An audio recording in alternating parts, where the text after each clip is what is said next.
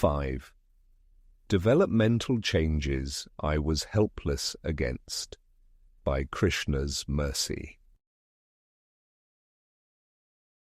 Dehinosmin yatha dehe kaumaram yauvanam jara tatha dehantar praptir dhiras tatra na muhyati. Quote, as the embodied soul continually passes in this body from boyhood to youth to old age, the soul similarly passes into another body at death. The self-realized soul is not bewildered by such a change. Lord Krishna, Bhagavad-gita 2:13. 1. From womb to infant. They say I was in there. I first showed up as a blip on a display from a machine. Everything started to develop after that. They needed to confirm the blip first. That was supposedly the proof that I was there, that I existed. Hard to conceive of having no body parts, no pun intended. But that is the typical flow of development. I had no clue what was going on. I am just thankful to have had loving family around, with my parents and their parents and extended family. 2. From infant to toddler. One story from my childhood is that when I was learning to crawl, I ended up moving backwards. My older brother thought it was a great tragedy, that I would never learn to walk properly. My grandmother reassured him that everything would be okay. I don't remember any of this, of course. I am walking today. I can move around just fine. I guess I eventually figured things out. 3. From toddler to adolescent. They say puberty is the worst. I can attest to that, and there was certainly no forewarning. Your voice changes. You develop these new interests. You don't really get help from anyone else. While extended family used to be excited to see you, in laughing and smiling at your childishness, they no longer have the same cheer. They expect more out of you. I swear that had to be the worst period of my life. 4. From adolescent to adult. Suddenly, I became old enough to go out into the real world. I could drive a car. I could live on my own in a boarding school. I could do my own laundry. I could eat whatever I wanted. It was great. The thing is, why did it take so long? Why did I have to suffer through so many years as a dependent? I never want to return to that helpless state. 5. From adult to old age. I am not one of these people to complain. I do not take pleasure in trading stories about medical ailments or unexpected pain in various body parts. At the same time, I cannot deny the reality. Recently, simply lifting my right arm in the air has become difficult. There is something in my shoulder which is tight. It feels like one of the muscles needs to be loosened. This never used to happen before. I am not that old even. I can only imagine how bad it is going to be in the future. Shrotram chakshuh sparshanam cha rasanam ghranam eva cha adhishthaya manaschayam vishayan upasevate. Quote, the living entity, thus taking another gross body, obtains a certain type of ear, tongue, and nose and sense of touch, which are grouped about the mind. He thus enjoys a particular set of sense objects. Lord Krishna, Bhagavad-gita 15:9. His Divine Grace A.C. Bhaktivedanta Swami Prabhupada asks the question under the larger context of the need for spiritual life.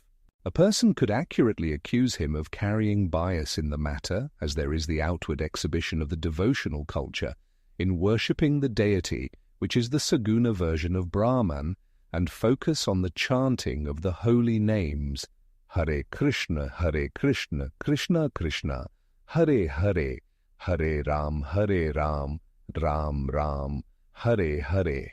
If there is bias, it is not without cause. The question we reference pertains to the usefulness of working on matters, setting objectives and goals, and desperately seeking certain states of being when there is helplessness at the foundation. That is to say, those things people are interested in the most have the least viability. The objects related to the interests are automatically subject to destruction. It is like there is an expiration date as soon as the product leaves the assembly line. Nasto vidyate bhavo na bhavo vidyate satah ubhayorapi drishto antastvanayos tattva darshibih.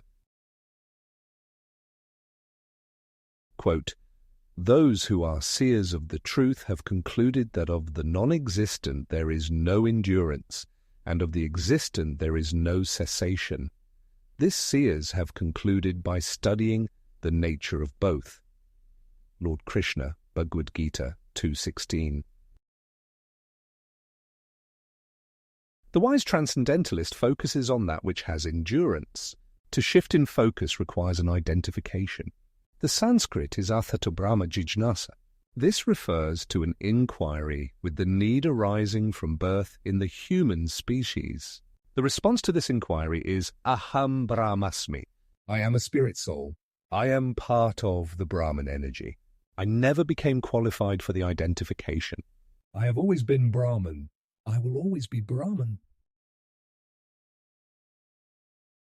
What will not continue is my temporary identification. We see from the above review that the life experience involves change.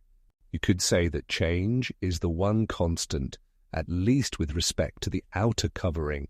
The other constant is on the inside. This is what truly identifies us. I am not of a particular religion. I am not from a particular region. I am not of a specific race or ethnicity. I am always who I am, which is spirit soul. That soul is part and parcel of the complete whole. The proper objective should be to work on shifting my identification from false to real. Otherwise, whatever I work towards will be destroyed. How wise is it to try to remain alive forever when I couldn't control what happened to me before? I couldn't control so many changes, and so how am I suddenly going to halt the final change, which is death? In Bhagavad-gita, Sri Krishna explains that this final change is natural. The Dhira individual is not bewildered by this change, nor the previous ones. To be Dhira is to be sober, rational, and intelligent. We have this potential. We should not let anyone tell us otherwise. That is the mission of the saintly person of the Vaishnava tradition. They want everyone to know their true identity. They want everyone to realize that identity and then transition their efforts towards the highest destination, one that matches the nature of the identity to begin with. That destination is Vaikuntha, which is a place free of anxieties. Brahmabhuvnal Loka Punar Avartino Marjun Mamupetya tu Kaunteya Punar Janma na Vidyate. Quote, from the highest planet in the material world down to the lowest, all are places of misery wherein repeated birth and death take place. But one who attains to my abode, O son of Kunti, never takes birth again. Lord Krishna, Bhagavad-gita 8:16. In closing, as Vaikuntha known, by Shastra shown, to be the final place where time not to erase, our identity and experience is true, controlled by Supreme Proprietor, who, otherwise helpless at every turn, better for endurance to earn.